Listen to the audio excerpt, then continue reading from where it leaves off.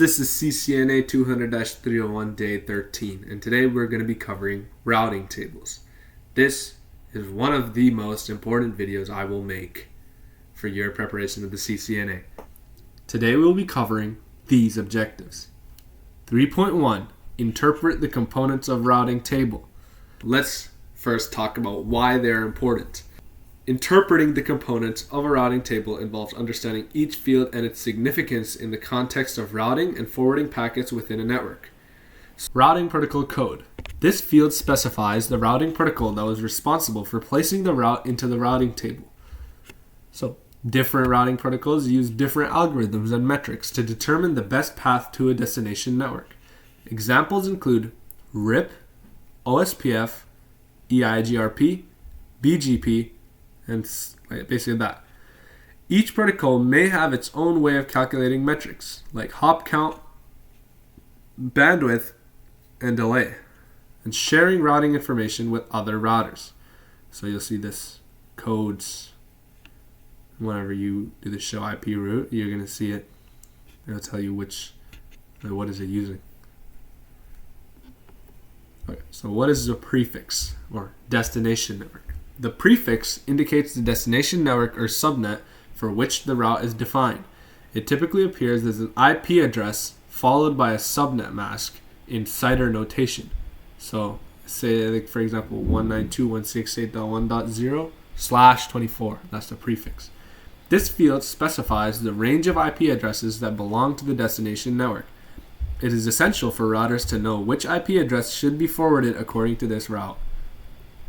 The network mask or subnet mask.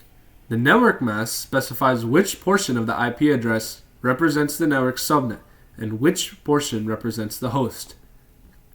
You need to know this. It accompanies the prefix and defines the size of the subnet. Together with the prefix, the subnet mask determines the range of IP addresses included in the destination network. Routers use this information to determine whether a destination IP address is on a directly connected network or if it should be forwarded to another router. The next hop is the network mask specifies which portion of the IP address represents the network subnet and which portion represents the host. This field identifies the immediate next destination for the packet on its journey towards the final destination network. It could be an IP address, a router's interface, or a remote gateway. So next hop is like, say I'm shooting a PDF from router 1 to router 3. The next hop would be router 2 if router 2 is in the middle, in between them. Administrative distance. Administrative distance is a numerical value used by routers to prioritize between multiple routing protocols when they provide route information for the same destination. It indicates the trustworthiness or reliability of the routing information received. Lower administrative distance values signify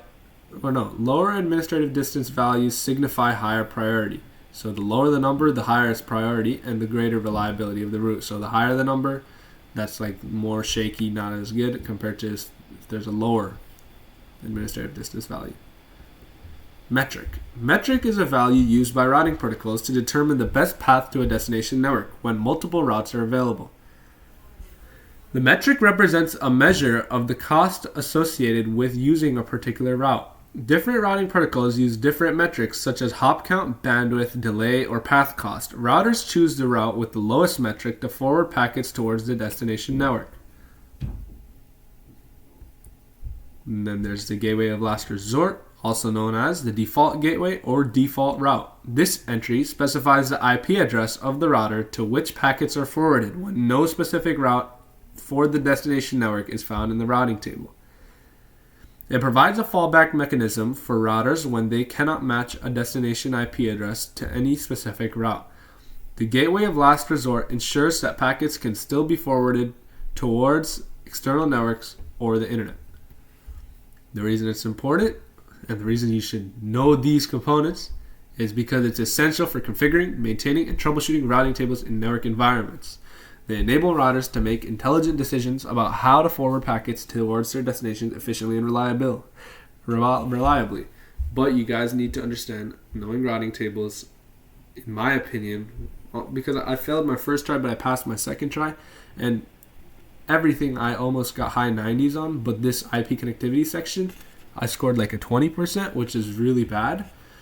And it was all because of routing tables. I thought I covered it, but I didn't cover it in detail. I'm telling you, you need to know every nitpick. If someone told me this, I would have easily passed on my first try. But I learned that on my second try, and I'm trying to pass this info down to you guys. Believe me, you need to know routing tables. So learn it, then do a bunch of practice questions. Practice questions are key to passing the CCNA because there's only so many practice questions until you finally basically know any type of question that's going to come to your CCNA, and you can answer it way more efficiently because you're like, oh, this is similar to that practice question. Let me link my knowledge, and then you can, if it's like you can like plot out the wrong ones, and then there's a worst case scenario, you have a guess for like 50-50, and it can be an estimate, and it's higher chances of getting it correct. That's all it is. It's just practice questions. Thanks for watching, guys. If you want to show your support for this series, like, comment, and subscribe. Use Passamol in my description. It's no sponsor or anything, but it's free. And if you spam the diagnostic tests, it will give you free descriptions on why you got the question wrong, and it will tell you how you're doing. It's great. My scoring was 60% on it, and I passed the CCNA with almost a perfect score. So if you just can start averaging around 60s, 70s, and you're confident, you should be fine.